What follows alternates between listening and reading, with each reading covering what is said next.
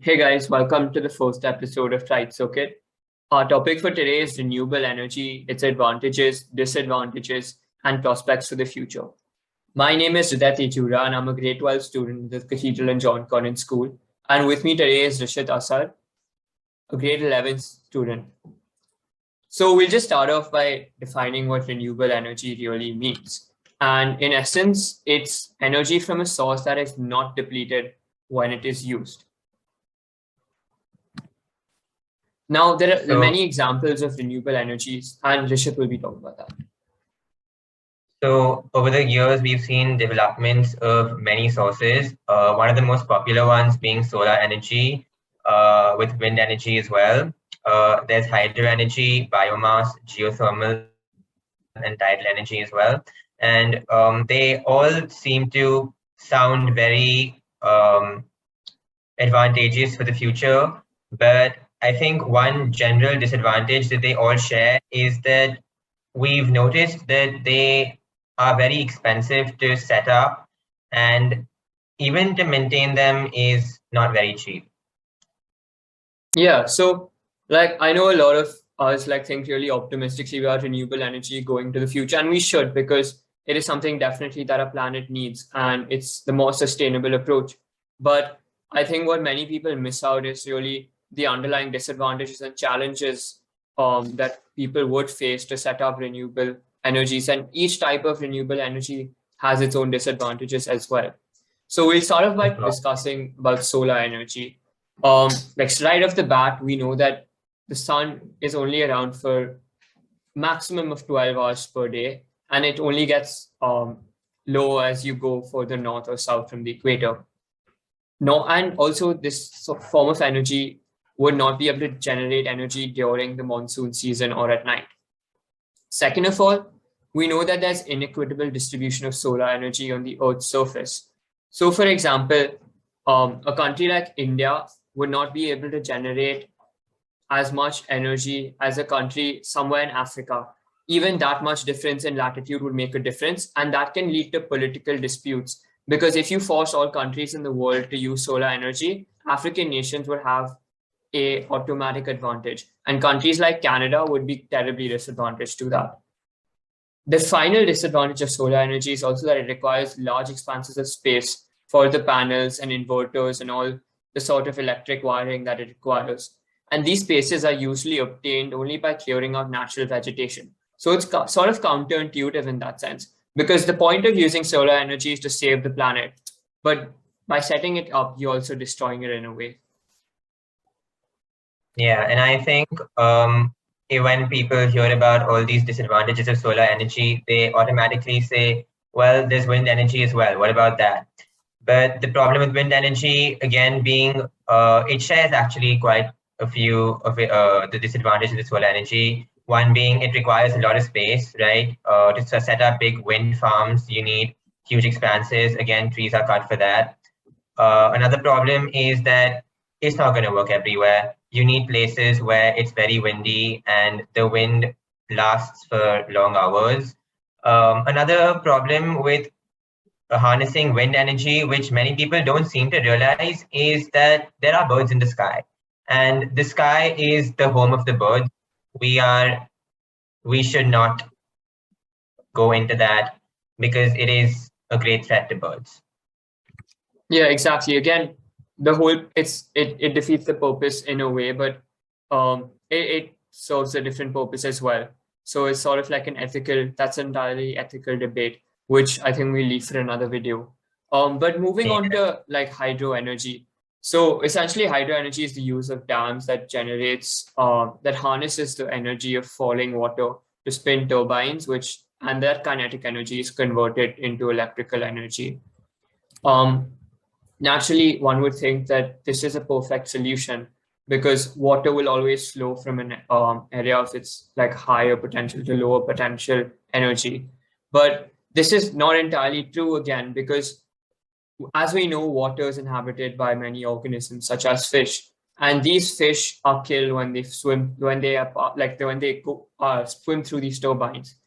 Not only is that disadvantageous, but it also separates entire ecosystems, because a dam divides a water body like a river into two parts. And because of that, species on either side can no longer interact with each other. Moving on to biomass. Biomass is when the remains of dead organic matter are burned to generate energy. And burning of these releases polluted gases. So it's also, even though biomass is renewable, because there will always be dead organic matter, it's the byproducts that it generates are not very eco-friendly. Right, right. And another example would be geothermal energy, which is energy from heat within the earth. And the problem with that is you don't get it everywhere. It's very, very limited, very remote access.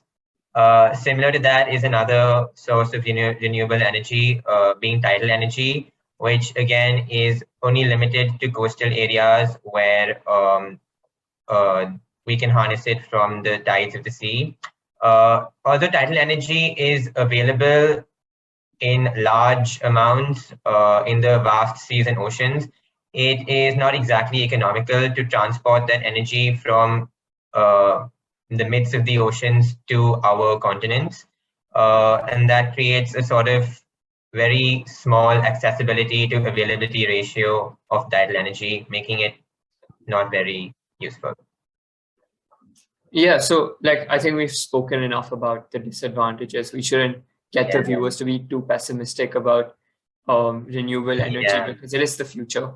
But let's just debunk a few myths about renewable energy. There a lot of people believe that green energy and renewable energy are the same when they're really not, because green energy is energy which, when produced, does not release harmful byproducts into the atmosphere. And renewable energy is one that is self-sustaining and that can never be exhausted. And what we mean by that is, if you look at just like the sun or the wind, they will always be around. I mean, okay, some like advanced physics guy can come around telling me, no, the sun is going to die. But the point is that they will, as long as we are around, as long as we are around, the wind, hydro energy, solar energy will always be around. So in that sense, it is self-renewing, and in that sense, it can never be exhausted until we are exhausted as a species. But that's a whole different conversation. So I think another, like, two really misconstrued energies which people think are renewable are nuclear and the hydrogen fuel cell. So Hrishit, maybe you want to explain that part. Yeah, of course. So I think this entire transition to the use of nuclear energy, which does make sense on the surface because you can produce a very, very large amount of energy from a little bit of uranium or other radioactive substances. But the problem with that is, yes, you are going to get a lot of energy for a long time, but eventually you are going to run out of uranium. And what happens then? Eventually, you're not going to have enough radioactive material to produce that energy. Another problem with the nuclear sources is that they do pollute the environment after all. Radioactive wastes pollute rivers, oceans, seas, even cause harm to humans, nervous system diseases, many other problems I think we are all aware of. The other one, from hydrogen fuel. I think we've seen that producing hydrogen fuel is not exactly green, because the sources used to produce hydrogen fuel from coal or biomass are ultimately non-renewable sources. So it does sound exactly. So it sounds, it is quite, I mean, because you would think that the hydrogen fuel cell is a very efficient method of producing energy, which it is. But again, hydrogen gas does not exist freely in the atmosphere. And because of that, we need to be able to produce it in order to be able to use it as a fuel. And the methods of producing hydrogen are through non-renewable methods, which is either reforming natural gas, which is a non-renewable source itself, or turning coal or biomass into their gaseous states. which is again using non-renewable methods to obtain that hydrogen. So again, Exactly. hydrogen is the entire process cannot be considered renewable because the methods used to get the fuel are not renewable themselves. Exactly. So yeah, I think that's enough about like the science part of it. Yeah. But the renewable energy is such a vast topic that it has political and industrial economic implications and applications as well. So I think let's just delve into that a bit more. Yeah. So Hrishit, what do you think like about the future of the renewable energy industry? Do you see it being a potential win for people who invest in it now? Yeah, for sure. I think investing in renewable energy will be a really good idea. I think the future is going to tend towards renewable energy. After all, it is not the non-renewable energy sources are going to be around for very long. But I think what we really need to discuss is the big players in the renewable energy sector, right? Yeah, for sure. And by big players, we mean the likes of Mukesh Ambani himself. So if I mean a lot of you might not know this, but so there's a company called Sterling and Wilson Renewable Energy Limited, and they are the world's leading solar EPC, which is engineering, procurement, and construction company. Just recently, Reliance has bought a 40% stake in that company. So we have the big players like the Ambanis, like the Bajajes who are investing heavily in wind farms, really delving into this renewable industry. And a large reason for that, a large incentive for that is also that the government of India is now really setting targets to have non-fossil power capacity up to 500 gigawatts by 2030. So there's obviously government incentivization as well there. But Yeah, they we want to have go to like players 3 times of the 2022 mark, which is quite a exactly, big goal which they set. honestly, I couldn't quite believe it when I first heard it, but like seeing what big players like these are doing, I wouldn't be surprised if by 2028 that target starts to look a bit more achievable. Yeah. Yeah, so and this is just talking about India, right? But internationally, where laws are more supportive of renewable energy. You have many more multinational companies who produce renewable energy, who invest in these projects. And because of that, it's becoming a really lucrative industry because it's almost a short fact now that we will have to transition to renewable energy. And the people who have the money are making the wise decision to invest in projects like these. And it's really starting to pay off as well. Yeah. So I think that's more or less about like the economic and industrial side of renewable energy. But uh, here comes the fun part, which is the entire political debate. So I don't know if Rishad, if you know about like any politics behind renewable energy. So I believe there's this entire debate between the global north and the global south about who should take the Yeah, responsibility for taking this forward. And yeah, I think it's very interesting. It's a very interesting discussion because both of them have statements that they are right about in their own sense.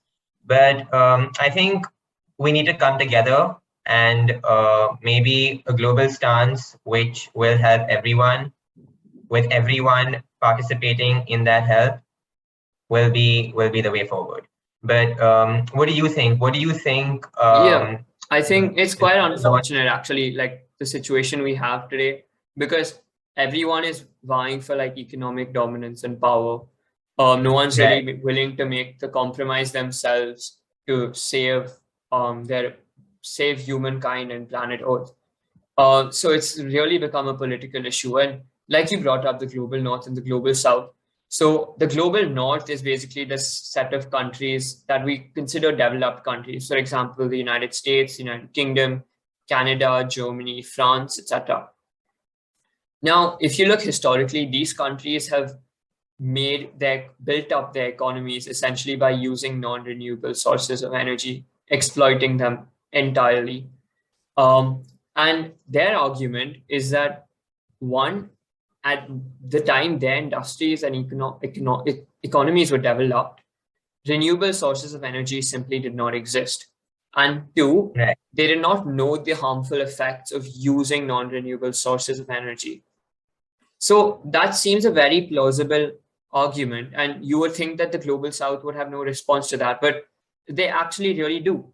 The global south's argument is that they believe it's economically unfair for countries of the global north to have been able to develop their economies by using non-renewable sources, while they are forced to develop their economies using renewable sources, which are much, much more expensive to set up and maintain. And examples of Uh, countries that are part of the global south, of course, India, but then we have Bangladesh as well, Brazil, China, the Philippines. These are right. all countries that are have a tremendous potential to expand economically, but what we really have is the global north passing the bill down to them and handing them the responsibility of saving planet Earth. And if you look at Right. it, the And global north is playing quite the hypocritical policy of because course, yeah. they themselves are still using majority of non-renewable sources to provide their energy. For example, the US Very just true. recently invested a lot again in shale oil, which is extremely harmful to the environment. So I don't Yes. think this issue will be solved really any soon, but it really does. And I just hope that countries can come to a consensus. And I hope it doesn't get Yeah. too bad to a point where we are forced to react in a certain way. Yeah, of course. And I think another important point note here is that if the global south countries, as they're developing, were forced to use renewable sources, which are more expensive, we also need to keep in mind that these countries are still developing. They are still investing loads of their resources in the process of development. If they were to invest more in this development process and other developed countries of the world, which are already far ahead, I think then they will be going way more ahead and the imbalance will never be covered up. Exactly. So that's another issue, and that's one of the arguments that the global south poses. But Yeah, again, sticking to politics and something that really isn't related to the global north and or global south is the Middle East. Um, the Middle East is known for its large oil reserves, and they really play a key role in preventing the transition to renewable sources of energy because they feel threatened that their economies will not be able to sustain the minute the world stops buying oil from them. And yeah, because of of course. Their that, entire they economy employ relies on oil. exactly right. So because of that, they employ lobbyists who Yeah, literally lobby politicians to prevent them from switching to renewable sources of energy and incentivize them to continue buying oil from them. And honestly, I don't think this is a long-term strategy. And I think the UAE as a country, even Qatar, has started to realize that slowly. And slowly, all of them are. They are becoming slowly more international. They're encouraging more industries to blossom within their countries. But it's still unfortunate that selfish motive still remains a major reason for why we aren't able to solve this crisis at hand. yes, yeah, very true. Yeah. I think one very, very important aspect of this entire renewable energy thing, which I'm pretty sure has been sitting on every viewer's mind, is electric cars. Oh yeah, for sure. For Of sure. course, right? We have to talk about that. We cannot end this before we finish that. So I think electric cars, what we need to say is that, see, here's the thing. Electric cars are good as long as we can recharge them through renewable sources, right?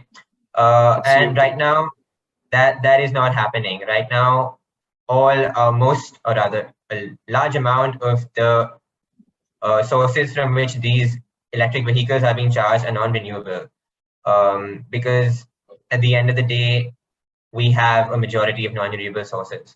So yes, there is one very advantageous thing about them, about electric cars, which is that it is preventing pollution concentration in cities But if we were to take a look at the world, take a look at the world as a whole, we're not really changing much because we're not effectively reducing the pollution on a global scale. I think electric cars will be the future when they are able to actually minimize pollution across the globe and not just redistribute it into outer areas.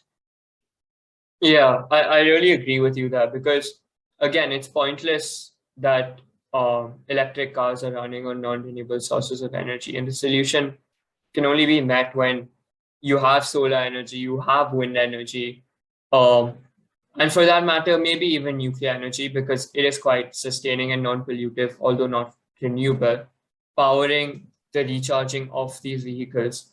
And I think it's really in the hands of the politicians now, unfortunately, to make these Unfortunately, decisions for us. Yeah.